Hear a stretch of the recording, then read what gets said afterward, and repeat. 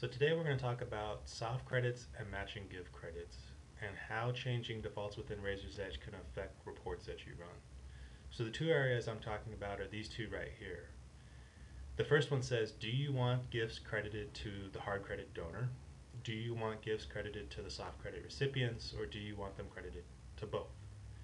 Likewise, do you want matching gifts credited to the company that made the matching gift, to the original donor, or to both?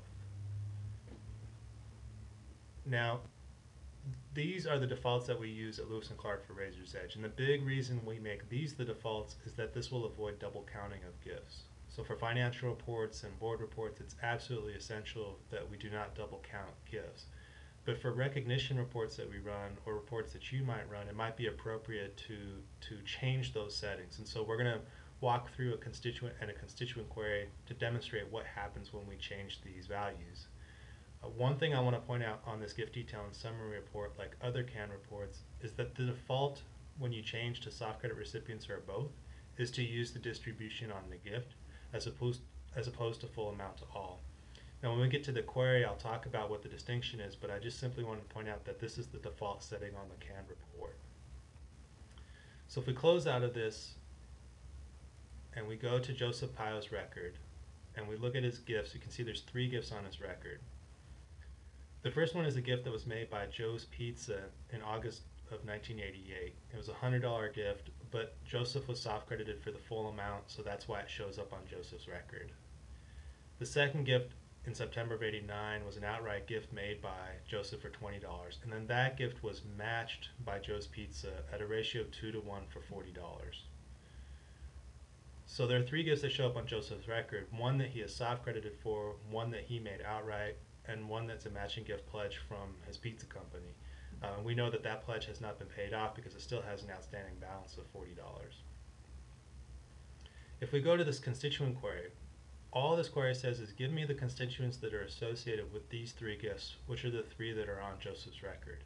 And if we run it with the defaults as they are, you can see that Joe's Pizza is credited for the $100 gift in 1988, as well as the matching gift pledge, and Joseph himself is credited for the $20 outright gift in September of '89.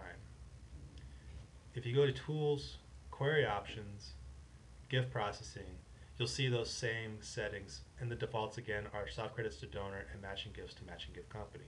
But let's say we want to change the soft credits. Let's say we change it to both. Now the default in Razor's Edge is full amount to all.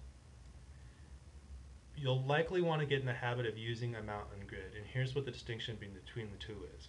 When we give soft credit for a gift for, say, somebody's company, for an employee at a company, or a spouse, we typically will soft credit them for the full amount of the gift. But there are certain situations where that's not the case, and the most common ones are fundraising consortia and groups like United Way. So United Way might give us a check for $1,000 with 20 people associated with that check. However, some of them might get credit for $15, some of them might get credited for $500, and so forth.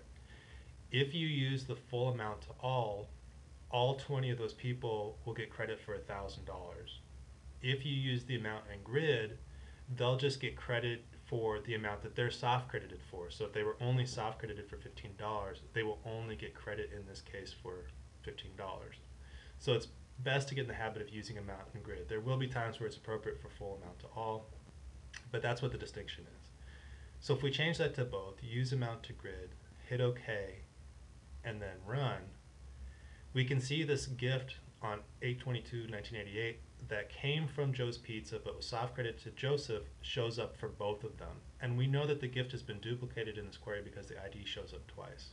But we can see that we've given credit to both of them in this case. Now let's say we want to change what happens with the matching gift information. So if we go back up to Query Options, Gift Processing, let's go ahead and change the soft credits back to donor. But let's say we want the matching gift to be credited to the donor. We don't want it to be credited to the company, and we don't want it to be credited to both. We just want it to go to the original donor. If you hit OK, what we'll see happen is this matching gift pledge that was made by Joe's Pizza will now be credited to the original donor. So if we hit run, we now see that the matching gift pledge is associated with Joseph Pio. Again, these boxes that you see here, these gift processing boxes, are absolutely essential and will appear throughout all of Razor's Edge for any financial information you run. So it's absolutely essential that you understand what they do and how changing them can affect your reports.